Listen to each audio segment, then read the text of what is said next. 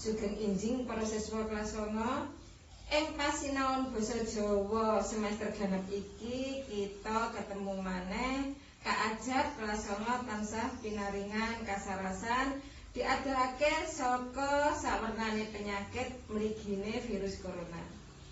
Bocah-bocah kelas 9 sing tak tresnani, ing pasinaon basa Jawa iki kita arep bahas kader 3.5 yaiku memahami struktur teks, kaidah dan unsur kebahasaan dalam menulis laporan kegiatan. Kanthi tujuan pembelajaran, peserta didik dapat mengidentifikasi struktur teks laporan sesuai kaidah menulis teks laporan kegiatan dengan tepat. Kepriye cakepe? Yuk disemak kanthi permati.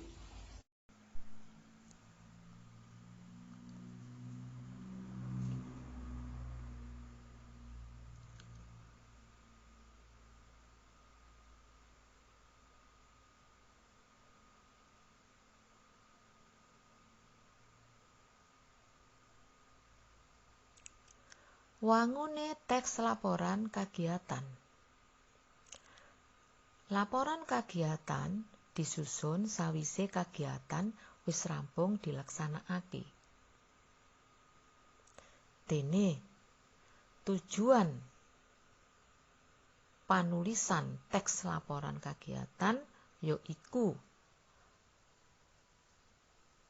minangka bukti yen kegiatan wis temen-temen dilaksanakake. Kejaba kuwi uga kanggo pertanggungjawaban marang pawongan utawa lembaga sing menehi tugas kegiatan.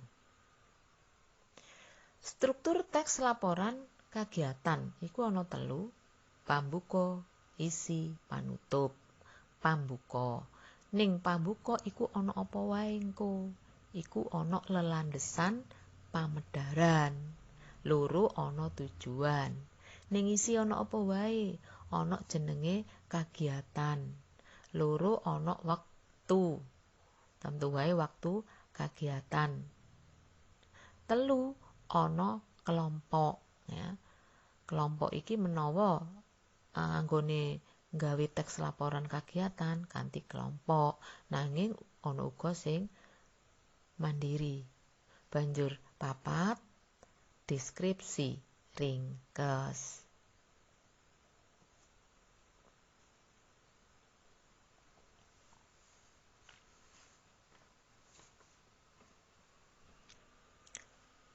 Bab-bab sing kudu dilakoni yen arep nulis teks laporan kegiatan. Apa wae? 1. Nyatet sakabehe kegiatan ya.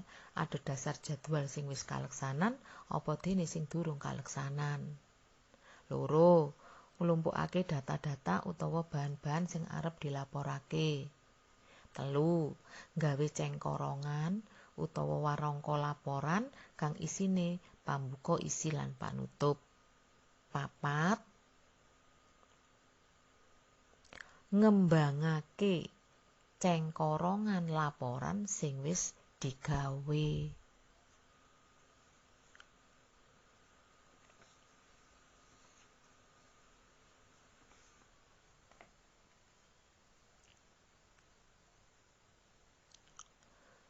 Bab-bab sing kudu digatekake ya, sakjroning nulis teks laporan kegiatan. Apa wae? A. Laporan ditulis ringkes, padet lan jelas.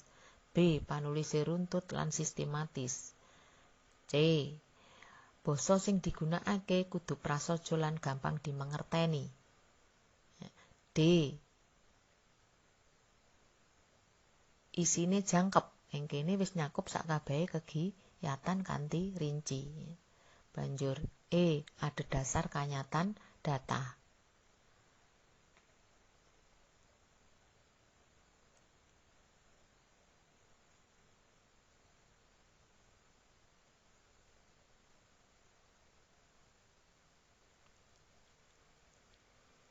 Banjur sing F. jadwal lan wektune kudu pas utawa sesuai. Terus sing G nglampirake foto lan dokumen penting liyane. Supaya anggone nulis laporan kegiatan bisa runtut, mula kudu nggunakake pitakon nganggo unsur 5W 1H. Apa wae unsur 5W 1H iku iso dideleng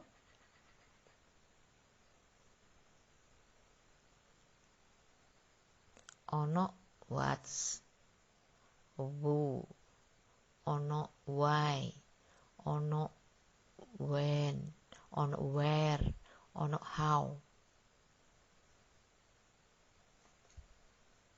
Siji, what's.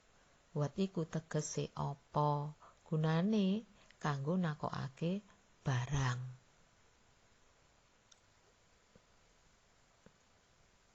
Loro, who tegese sapa, gunane kanggo nakokake wong. Telu, why tegese geniya utawa kenek apa, gunane kanggo nakokake alasan. Papat, when tegese kapan, gunane kanggo nakokake wayah lan wektu. 5, where tegese ing ngendi, gunane kanggo nakokake papan panggonan. Dene sing pungkasan yaiku how tegese kepiye, gunane kanggo nakokake cara.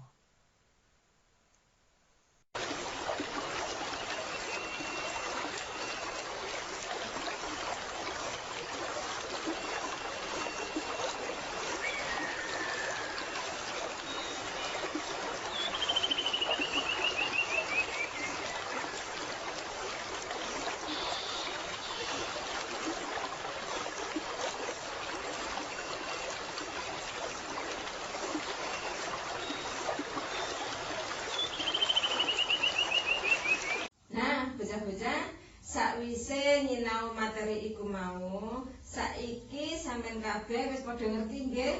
Paugerane nulis teks laporan kegiatan iku kudu nggatekake struktur teke, yaiku kudu ana pambuka, kudu ana isi, lan kudu ana panutup. Kepriye bocah-bocah? Sampun paham nggih?